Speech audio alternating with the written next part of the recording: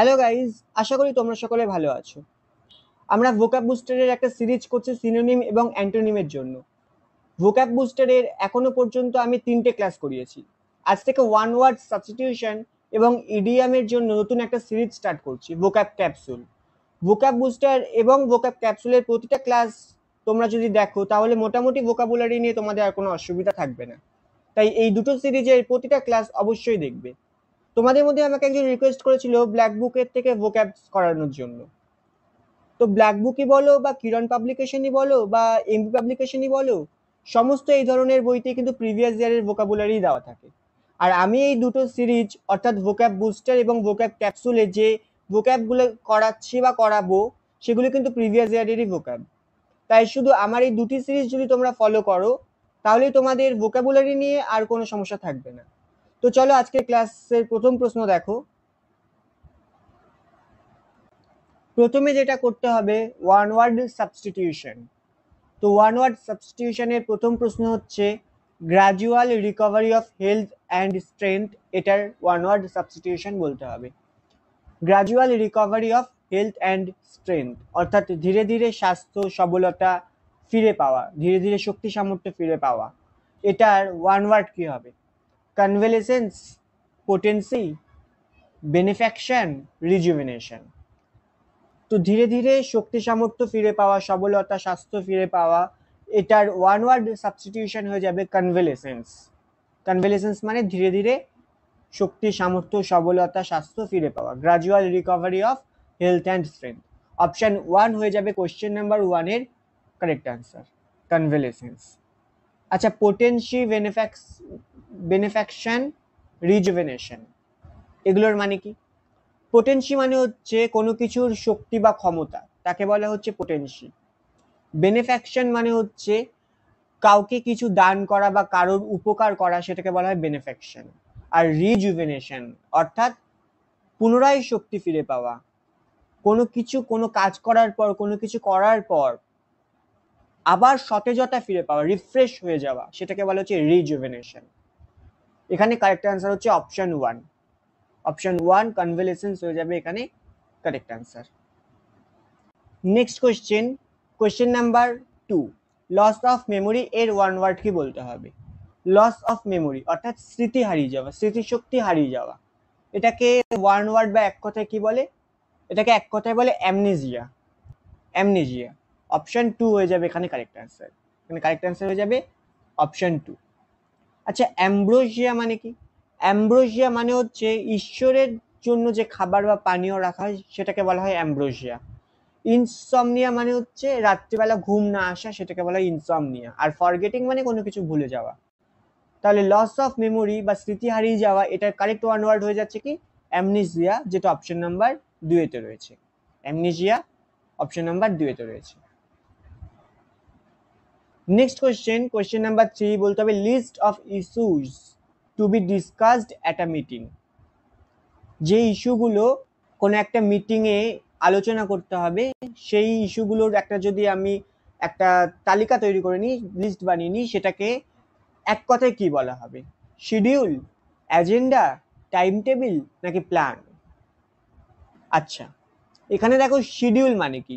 কোনো একটা কাজ যেটা আগে থেকে ঠিক করে রাখা রয়েছে যে এই কাজটাকে আমাকে এই নির্দিষ্ট পার্টিকুলার ওই টাইমটাতেই করতে হবে, সেটাকে আমরা বলি শিডিউল করা। টাইম টেবিল মানে ওই খানিকটা ওই একই রকম, নিজে কোনো একটা নির্দিষ্ট সময় মেনে কোনো কাজ করা, যে এই টাইমে আমাকে এই কাজটা করতে হবে, এই টাইমে আমাকে ওই কাজটা করতে হবে, কাইন্ড অফ শিডিউল। আর প্ল্যান মানে আগে থেকে কিছু ভেবে রাখা যে আমাকে কোনো একটা কাজ করতে হবে, আগে থেকে ঠিক করে রাখা বেসিক্যালি, সেটাকে বলা হচ্ছে প্ল্যান। অ্যাজেন্ডা অর্থাৎ এমন কিছু যেটা কোন একটা বিষয়ের লিস্ট বা কোনো এক কিছু, আমি একটা লিস্ট বানিয়ে নিলাম যে এই এই কাজ আমাকে আলোচনা করতে হবে, কোন একটা মিটিংয়ে আমাকে এই পার্টিকুলার বিষয়গুলোকে আলোচনা করতে হবে, তো একটা লিস্ট বানিয়ে নিলাম, একটা তালিকা বানিয়ে নিলাম, সেটাকে আমার বলা হচ্ছে এজেন্ডা। তাহলে এখানে যে list of issues to be discussed at a meeting যে সেন্টেন্সটা বলেছে তার ওয়ান ওয়ার্ড হয়ে যাবে এখানে এজেন্ডা। অপশন 2 হয়ে যাবে এখানে কারেক্ট অ্যান্সার। এখানে কারেক্ট অ্যান্সার কি হবে? এখানে কারেক্ট অ্যান্সার হবে অপশন 2। ওকে, নেক্সট কোয়েশ্চেন বলতে হবে question number 4, fluent and clear in speech, অর্থাৎ বক্তৃতায় একেবারে অনর্গল এবং পরিষ্কার বক্তৃতা দিতে পারা, সেটাকে ওয়ান ওয়ার্ডে বলা হচ্ছে কি, সেটাকে ওয়ান ওয়ার্ডে বলা হচ্ছে আর্টিকুলেট, অর্থাৎ স্পষ্ট বক্তৃতা দেওয়া, একদম পরিষ্কার ক্লিন বক্তৃতা দেওয়া, সেটাকে বলা হচ্ছে articulate, fluent or clear in speech. Emotional মানে আবেগপ্রবণ হয়ে পড়া, এনথুজিয়াস্টিক মানে প্রচন্ড উদ্যমী কোনো কাজে, কনফিডেন্ট মানে আত্মবিশ্বাসী। তাহলে কোয়েশ্চেন নাম্বার 4 এর কারেক্ট আনসার কি হয়ে যাবে? Option number 3, articulate. আর্টিকুলেট হয়ে যাবে কোয়েশ্চেন নাম্বার 4 এর কারেক্ট আনসার।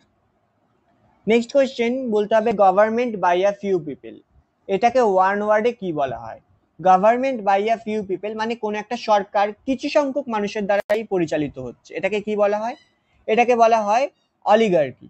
অপশন 2 হয়ে যাবে এখানে কারেক্ট আনসার। অলিগার্কি মানে কোনো একটা সরকার অল্প সংখ্যক কিছু সংখ্যক মানুষের দ্বারাই পরিচালিত হচ্ছে, যেখানে সিংহভাগ মানুষের কোনো অধিকার নেই হস্তক্ষেপ করার, কয়েকটা মাত্র মানুষই পুরো একটা সরকারকেই পরিচালিত করছে।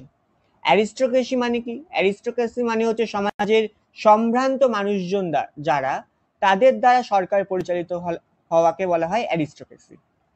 ডিক্টেটরশিপ, ডিক্টেটরশিপ মানে হচ্ছে স্বৈরতন্ত্র, অর্থাৎ কোনো একজনের ইচ্ছা, তার ইচ্ছাই শেষ কথা, তার ইচ্ছা অনুযায়ী কোনো একটা সরকার পরিচালিত হচ্ছে, সেটাকে বলা হচ্ছে ডিক্টেটরশিপ। আর বিউরোক্রেসি মানে হচ্ছে সরকারের যে আমলা, যে উচ্চপদস্থ কর্মচারী রয়েছে, তাদের দ্বারা যখন কোনো গুরুত্বপূর্ণ সিদ্ধান্ত নেওয়া হয়, তাদের দ্বারাই যখন সরকার পরিচালিত হয়, সেটাকে বলা হচ্ছে বিউরোক্রেসি। অর্থাৎ নির্বাচিত জনপ্রতিনিধি যারা, তাদের দ্বারা সিদ্ধান্ত নেওয়া হচ্ছে না, তাদের দ্বারা সরকার পরিচালিত হচ্ছে না, সরকারের যে উচ্চপদস্থ আমলা রয়েছে তারাই বেসিক্যালি সরকারটাকে পরিচালিত করছে, এটাকে বলা হচ্ছে বিউরোক্রেসি। অপশন 4 নয়, এখানে অপশন 2 হয়ে যাবে এখানে correct answer. Option 2 question number 5 one ওয়ার্ডের লাস্ট কোয়েশ্চেনের correct answer. Option 2 oligarchy. Next হচ্ছে ইডিয়াম। ইডিয়াম বলতে হবে 5টা ইডিয়াম, 5টা ওয়ান ওয়ার্ড হলো, এবার 5টা ইডিয়াম হবে। 5টা ইডিয়ামের প্রথম ইডিয়াম যেটা, সেটা বলতে হবে পুট আপ দ্য শাটার্স। এই ইডিয়ামটার মানে কি? তো শাটার মানে কি? শাটার মানে হচ্ছে ঝাঁপ বা দোকানের দরজা, বা দোকানের যে শাটার থাকে, দরজা থাকে, সেটাকে বলা হচ্ছে shutter. Put up the shutter মানে শাটার বা দরজা ফেলে দেওয়া, বন্ধ করে দেওয়া, ঝাঁপ বন্ধ করে দেওয়া, অর্থাৎ দোকানের দরজা বন্ধ করে দেওয়া মানে ব্যবসাটাই বন্ধ করে দেওয়া, সেরকমই বলছে। তাহলে কি হবে? ওয়েন্ট আউট অফ বিজনেস, অর্থাৎ ব্যবসা বন্ধ করে দেওয়া। অপশন 1 হবে ফার্স্ট ইডিয়ামের correct answer, went out of business. Next বলছে যে স্ট্রেন এভরি নার্ভ, অর্থাৎ প্রত্যেকটা নার্ভকে সচল করে তোলা, প্রত্যেকটা নার্ভকে জাগিয়ে তোলা। এই ইডিয়ামটার কারেক্ট মানে কি হবে? ওয়ার্ক ভেরি হার্ড, অর্থাৎ প্রত্যেকটা নার্ভকে জাগিয়ে তোলা, প্রত্যেকটা নার্ভকে সতেজ করে তোলা, অর্থাৎ প্রচন্ড পরিমাণে পরিশ্রম করা, কোন একটা কিছু কাজ করার জন্য অত্যন্ত পরিশ্রম করা, সেটাকে বলা হচ্ছে স্ট্রেন এভরি নার্ভ, মানে কি হয়ে যাবে? Work very hard. অপশন 2 হয়ে যাবে এখানে কারেক্ট অ্যান্সার। অপশন 2 হয়ে যাবে correct answer. Next question, next idiom যেটা, সেটা বলছে যে টু হিট দ্য জ্যাকপট। আচ্ছা, জ্যাকপট মানে কি? জুয়া খেলা হয় না, টাকা দিয়ে খেলা হয় যেটা জুয়া খেলা, সেই জুয়া খেলার জন্য কি করা হয়? প্রত্যেকটা মানুষ যারা জুয়া খেলছে, তারা নিজেদের থেকে কিছু পরিমাণ টাকা জমা রাখে। ওই যে জমা রাখা টাকা, সেটাকেই বলা হচ্ছে জ্যাকপট। অর্থাৎ জ্যাকপটটা কে পাবে, মানে যে পরিমাণ টাকাটা জমা হয়েছে, সেই জমা হওয়া টাকাটা কে পাবে, সেই জিনিসটাকেই বলা হচ্ছে জ্যাকপট। হিট দ্য জ্যাকপট মানে জ্যাকপটটা পাওয়া, এটাকে কি বলা হবে? টু গ্যাম্বেল, গ্যাম্বেল মানে হচ্ছে জুয়া খেলা, জুয়া খেলা হচ্ছে গ্যাম্বেল। জ্যাকপট পাওয়া নয়, জুয়া খেলে যে টাকাটা রয়েছে, সেই টাকাটা পেয়ে যাওয়াকে গ্যাম্বেল বলে না, জুয়া খেলাটাকেই বলা হচ্ছে গ্যাম্বেল, মানে ইংলিশে বলা হচ্ছে জুয়া খেলা মানে ইংলিশে Gambel. To get an unexpected victory, একটা অপ্রত্যাশিত জয় না, জ্যাকপট পাওয়া বা জুয়া খেলার টাকাটা পাওয়া তো অপ্রত্যাশিত জয়। টু বি ওয়েলদি না, টু মেক মানি কুইকলি, হ্যাঁ, টু মেক মানি কুইকলি, অর্থাৎ কি? যে খুব তাড়াতাড়ি টাকা পয়সা বানিয়ে ফেলা। জ্যাকপট পেয়ে যাওয়া মানে কি? জ্যাকপট পেয়ে যাওয়া মানে খুব কম সময়ের মধ্যে ওই অত পরিমাণ টাকা, যে প্রত্যেকটা মানুষ যে টাকা জমা রেখেছে সেটা একটা বিশাল পরিমাণ টাকা, এবং খুব কম সময়ের মধ্যে সেই টাকাটা পেয়ে যাওয়া। টু হিট দ্য জ্যাকপট মানে খুব কম সময়ের মধ্যে টাকা পেয়ে যাওয়া। অপশন 4, এই ইডিয়ামের কারেক্ট আনসার কি হয়ে যাবে? এই ইডিয়ামের কারেক্ট আনসার হয়ে যাবে option 4, to make money quickly. Option 4, to make money quickly. Next question number 4, ইডিয়ামের question number 4, to carry the day, অর্থাৎ একটা দিন বহন করা। আমরা কোনো দিন কখন বহন করি? যে এই দিনটা আমার জন্য ভালো হয়েছে, আজকে এই দিনে আমার জন্য কিছু শুভ হয়েছে, কিছু ভালো কাজ হয়েছে, অর্থাৎ আমি এই দিনটা আজকে বহন করছি, আমি এই দিনটা ক্যারি করছি, এই দিনটা আজকে আমার দিন। তাহলে এখানে কোন অপশনটা হয়ে যাবে? টু উইন আ কন্টেস্ট, একটা প্রতিযোগিতায় জয়ী হওয়া, অর্থাৎ দিনটা আমার দিন, আমি আজকে এই দিনের মালিক, এই দিনটা আমি আজকে বহন করছি। টু ক্যারি দ্য ডে মানে অপশন 3 হয়ে যাবে এখানে কারেক্ট অ্যান্সার। এখানে কারেক্ট অ্যান্সার কি হবে?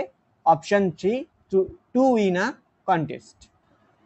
টু বিয়ার দ্য গ্রাজ মানে, টু বিয়ার দ্য গ্রাজ মানে হচ্ছে কারো বা কোনো কিছুর উপর রাগ বা বিরক্তিত হওয়া, সেটাকে বলা হচ্ছে টু বিয়ার দ্য গ্রাজ।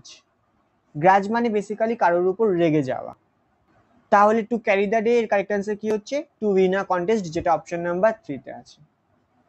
আজকের লাস্ট প্রশ্ন ইডিয়ামের, এবং এই ক্লাসেরও আজকের লাস্ট কোশ্চেন বলতে হবে question number 10, turn a blind I, অর্থাৎ চোখ বুজে থাকা মানে চোখ বন্ধ করে রাখা, কিছু দেখতে না পাওয়া।